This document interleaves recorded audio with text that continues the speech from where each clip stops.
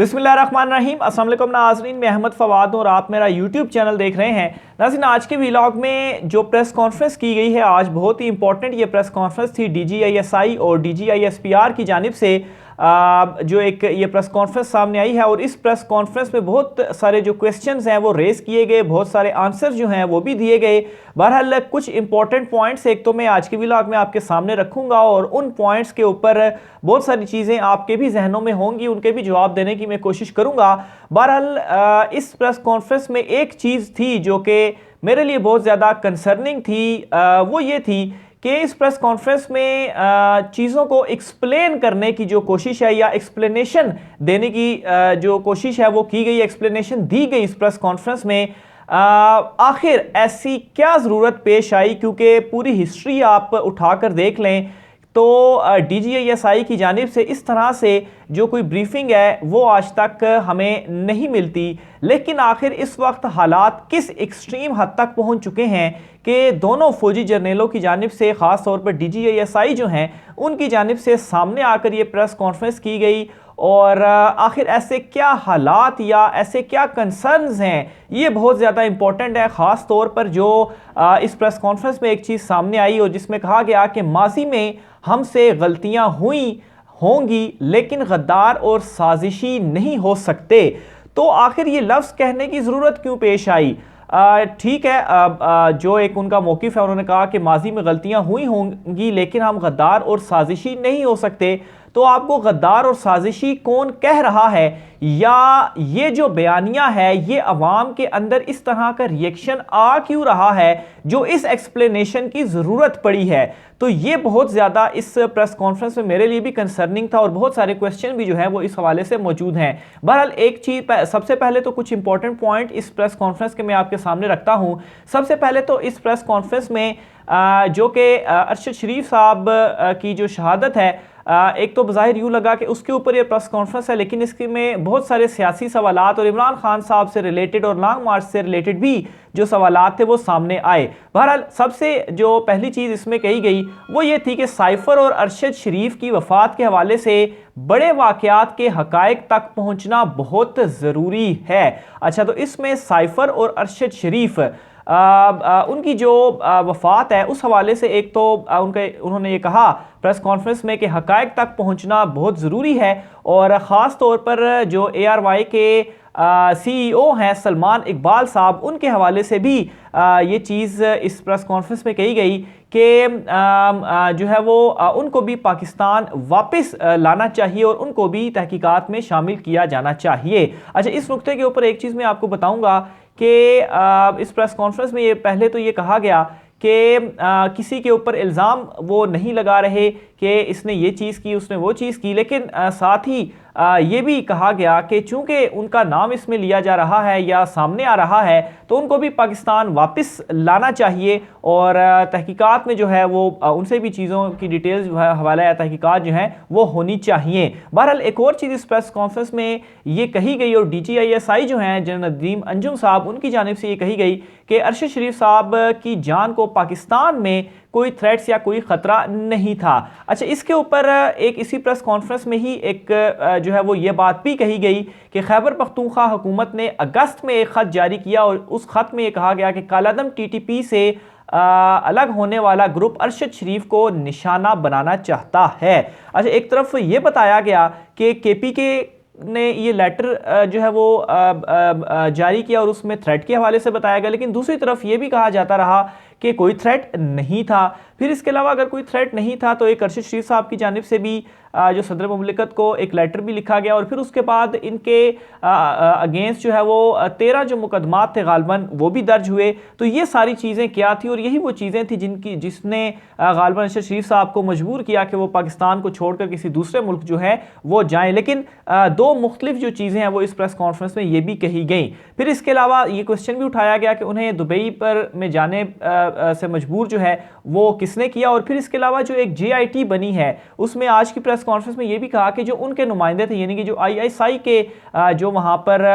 किसी अफसर को शामिल किया गया था तहकीकात के लिए, तो उनका नाम इन्होंने खुद विड्रा कर लिया कि नहीं, ये जो तहकीकात हैं ये दीगर जो इदारे हैं वो करें। अच्छा, ये एक बहुत ज़्यादा मेरे लिए भी कंसर्निंग बात थी कि उनका नाम जो विड्रॉ किया गया, आखिर इसकी वजह क्या थी? तो क्या ऐसा था कि आप ये समझ रहे हैं कि अगर ISI का कोई नुमाइंदा वहाँ पर तहकीकात करेगा और उससे जो तहकीकात का रिज़ल्ट सामने आएगा, क्या आवाम उसको एक्सेप्ट नहीं करेगी? और अगर आप ये सोच रहे हैं कि अवाम उसको एक्सेप्ट नहीं करेगी या इल्ज़ामात लगेंगे कि आप जो है वो तहकीकात कर रहे हैं, तो इसका सवाल ये भी एक सवाल रेज़ करता है कि आखिर ऐसा क्यों है कि अवाम का जो एतमाद है वो उठ चुका है। और फिर सबसे बड़ी बात ये कि आप भी ये चीज़ सोच रहे हैं कि अवाम का एतमाद जो है वो हम पर से उठ गया और शायद इसी वजह से ये जो प्रेस कॉन्फ्रेंस थी उसे करने की जो ज़रूरत है वो महसूस की गई। अच्छा, फिर इसके अलावा एक और दो चीज़ें इस प्रेस कॉन्फ्रेंस में बताई गई, जैसा कि मैंने कहा कि अरशद शरीफ साहब के अलावा इमरान खान साहब और पॉलिटिकली भी कुछ सवालात किए गए जिनका जो जवाब है वो दिया गया। उसमें से एक पर तो जो है वो ये चीज़ भी इस प्रेस कॉन्फ्रेंस में कही गई कि मार्च में आर्मी चीफ साहब को उनकी जो मुद्दत मुलाजमत थी उसमें गैर मुअय्यना मुद्दत तक तोसी की पुरकशिश जो पेशकश है वो की गई। और इस पर जब सवाल किया गया कि किसने की, और उस दौरान फिर जाहिर सी बात है नाम तो नहीं लिया गया, लेकिन ये कहा गया कि कौन कर सकता है। जाहिर सी बात है जो मौजूदा हुकूमत है, ये इमरान खान साहब की उस वक्त गवर्नमेंट थी, तो वही कर सकते हैं। और क्यों कर सकते हैं, इसका भी दब्बे लफ्ज़ों में यही जवाब था कि जाहिर सी बात है उस वक्त एक अदम एतमाद थी। यानी कि आप इसको इस तरह से एक्सप्लेन कर सकते हैं कि चूंकि उस वक्त अदम एतमाद आई हुई थी, तो इमरान खान साहब जो थे वो ये चाहते थे कि अदम एतमाद को नाकाम बनाया जाए, तो इसलिए उन्होंने आर्मी चीफ को बुलाया और रात की तारीखियों में मुलाकातों के हवाले से भी जो एक तस्दीक है वो भी इस प्रेस कॉन्फ्रेंस में की गई। और ये कहा कि उनको बुलाया गया और उनको जो मुद्दत मुलाजमत में तोसी की जो पेशकश है वो की गई। और इसमें एक और सबसे इंपॉर्टेंट जो बात थी वो कही गई, वो ये थी कि अगर आपका सिपा सलार, क्योंकि मीर जाफ़र और मीर सादक जो अल्फाज इमरान खान साहब इस्तेमाल करते हैं उस वाले से भी क्वेश्चन हुआ, तो उस पर ये DGISI साहब की जानिब से कहा गया कि अगर आपका सिपा सलार मीर जाफ़र है तो इनसे बंद दरवाज़ों में क्यों मिलते हैं या रात की तारीखियों में क्यों मिलते हैं और दिन को फिर मीर जाफ़र और मीर सादिक के जो खिताबात हैं वो भी देते हैं। तो ये नाज़रीन एक बहुत ही ज़्यादा एक इम्पॉर्टेंट चीज़ थी और ख़ास तौर पर DGISI साहब की जानिब से ये बात कहना ये बहुत मानी खेज भी है। इसके अलावा नाज़रीन